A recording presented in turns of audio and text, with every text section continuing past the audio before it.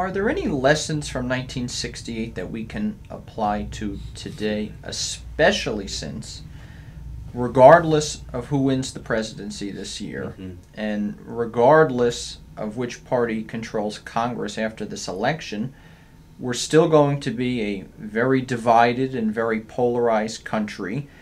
You know, I think in terms of lessons, you don't want political candidates who are stoking the fires.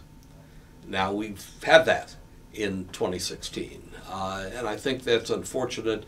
George Wallace was really the one stoking the fires back in 1968. But Nixon, in a more subtle way, was doing that, trying to draw, particularly with the Southern strategy, voters over to the Republican Party in that era. So that's one lesson. You hope not to have politicians who are stoking the fires. There's no way to prevent that, I guess.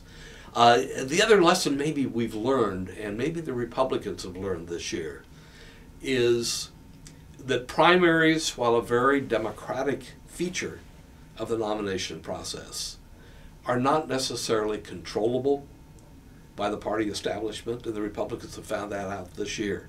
I think Donald Trump is the person they least hoped would win the primaries.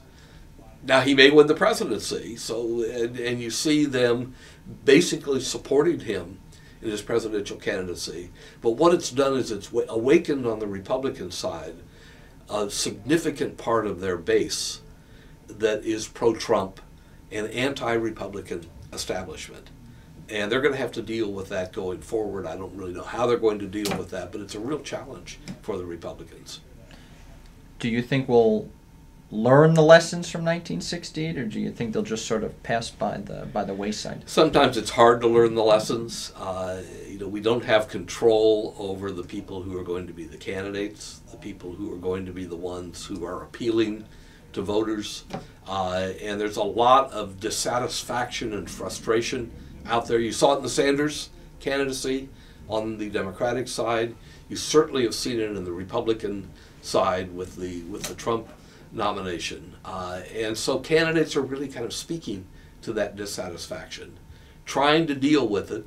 Trump argues that he will be a change agent, and a lot of people are looking for that. It's been hard for Clinton to argue that she is a change agent because she doesn't want to separate herself too much from the Obama administration, even though there are areas probably where they would disagree on policy. There are not many.